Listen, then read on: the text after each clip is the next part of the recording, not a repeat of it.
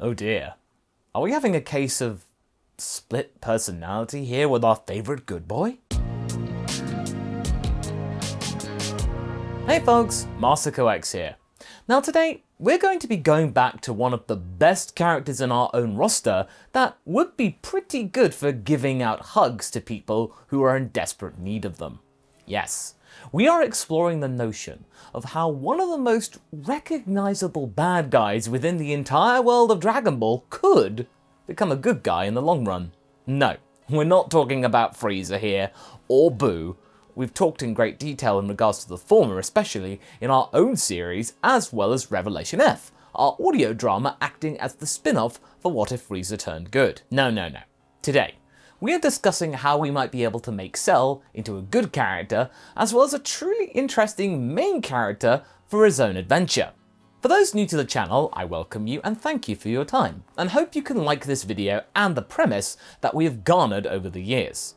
To be specific though, this Cell we are talking about isn't the same one that fought Gohan, but did exist in the world of the present. We haven't made him up. You haven't even had to need time travel at all to bring him into the timeline. Nope, this is the Cell that was growing in the sublab of Dr. Gero, which Trunks and Krillin had discovered.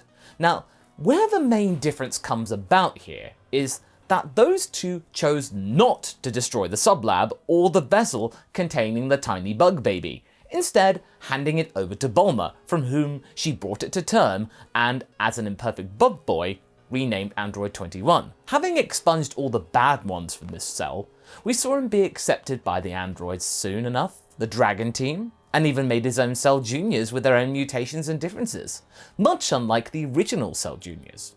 Our version of Cell has a family. In the last part though, that was very much put to the test, as 21 got consumed by his inner demons and worries, which turned out to be mostly of his own creation. In short, he was his own worst enemy, thanks to his uncertainty. Fortunately though, Jiren didn't obliterate him, having almost wanted to. Instead, the Bugman was cast to the stands of the Tournament of Power, from which he and his kids saw out the rest of the contest, which, Universe 7 of course, ultimately won. Throughout all of this though, 21 was extremely tired of being on the front line, despite having wanted this plum for the longest time, to be accepted, to fight alongside the likes of Goku, Vegeta and the others. But now he actually got this, and that he'd been through the ringers, he realised that he actually still had a lot of issues to seek help for, and clarity. He needed to have some time to decompress with his offspring, and regain a sense of perspective. Not only that, he needed to bond more with his brother and sisters 17 and 18. I mean, sure, they had mended their wounds in terms of their relationship, the initial part, but now they required further building, making them into true, close, kindred spirits. That began on the back of the boat that 17 got for winning the contest for the Universal Squad, and after that, 21 started to feel a little bit better about himself. Would that feeling be fleeting? Now, as we mentioned, the Tournament of Power was now well and truly over, and the android family were enjoying some happy quality time together during their cruise around the world. It was a truly relaxing family occasion, to which the group could fully escape the rigours of being around the Dragon Team and those battle-hungry Saiyans. Here, they could really just be themselves, embracing their unique characteristics, their lot in life, and their familial structure.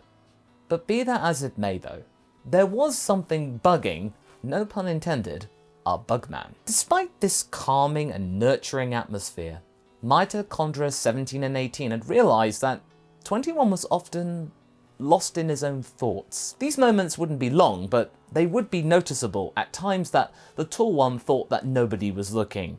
They were. Now, of course, he was his usual bubbly self during offshore activities and recreation, wanting to try and make the most of this downtime and not to bring the mood down for everyone else. But still though, it was hard not to notice that something was eating away at him on the inside. For the first few days, people chose not to bring it up towards him, to not come across as being intrusive, give him some space. But when it was clear that it wasn't going to go away anytime soon, the group realised they had to say something at least to acknowledge it existed, and 18 elected to be the one to poke him about it. One evening, after a particularly thrilling game of aerial hide-and-seek, 18 slunk over to 21 on the veranda deck, where he was sitting alone, the latter sipping a drink very morosely, looking out on the shimmering tide as the sun descended below the horizon. "Hey bro, you seem to be awfully quiet. Unusually so. What's bothering you? Usually you'd be jumping up and down to have something to do."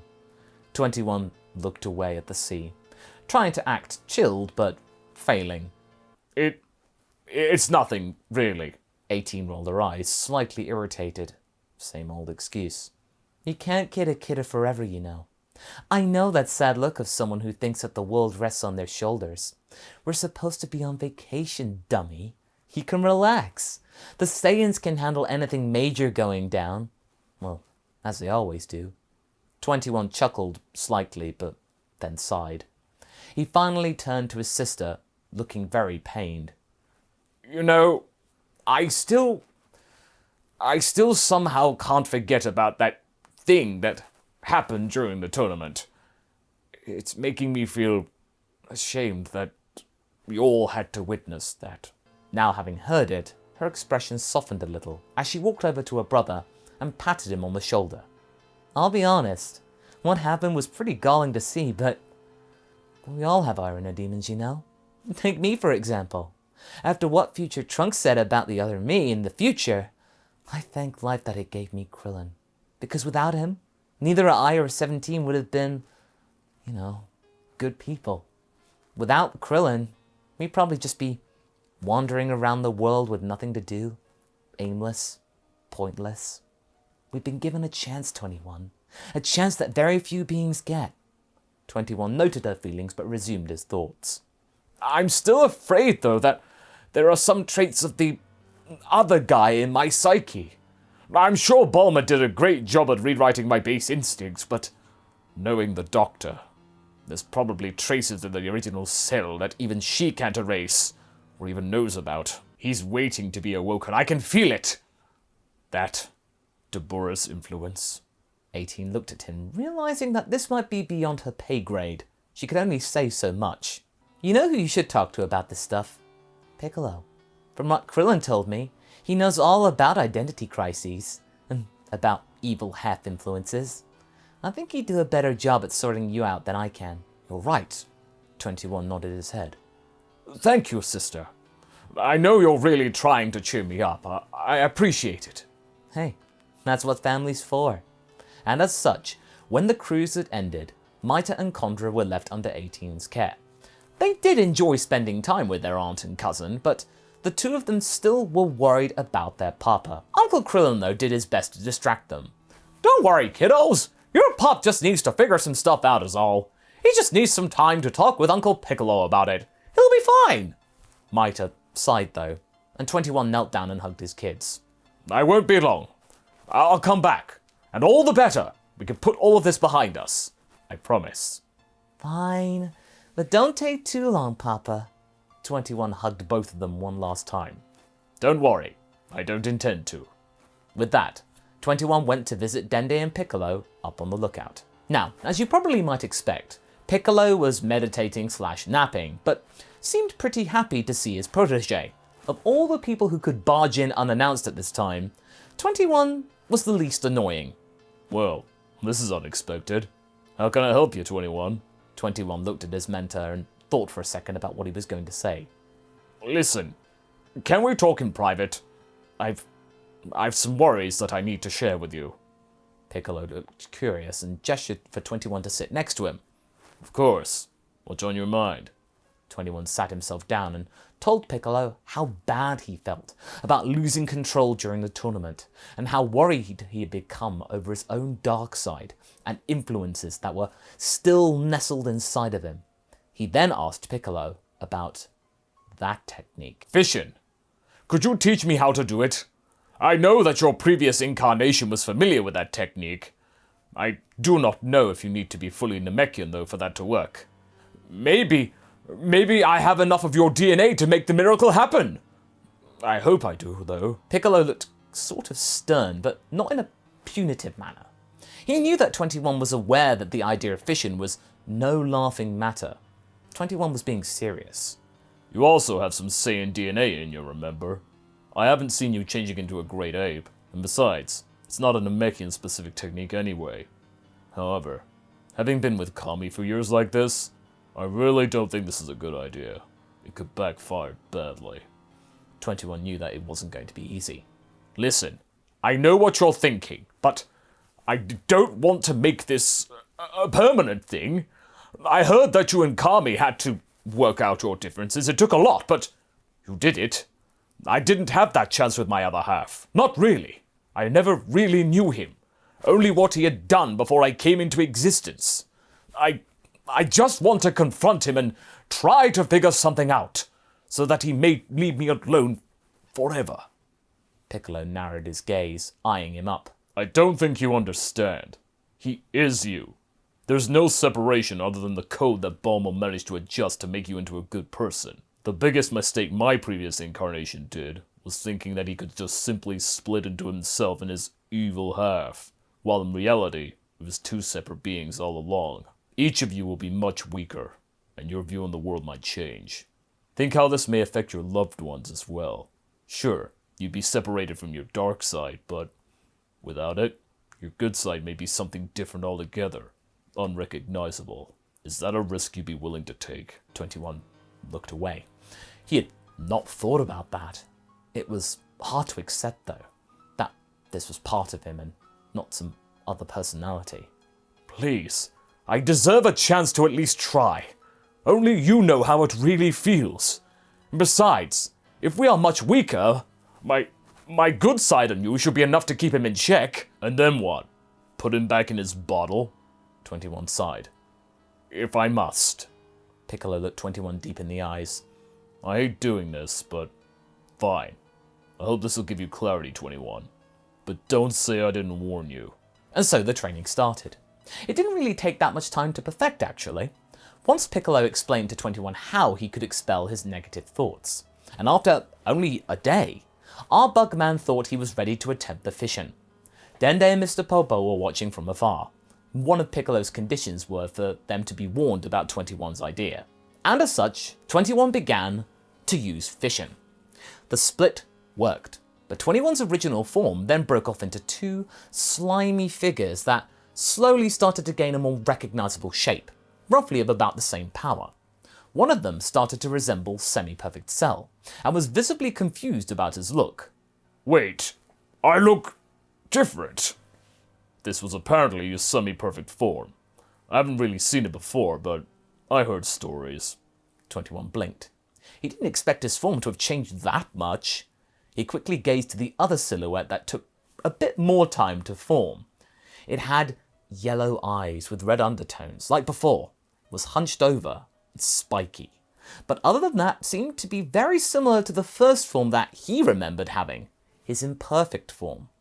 Hello there, Semi-Perfect 21 started, but the imperfect form hissed and smiled in a very worrying manner.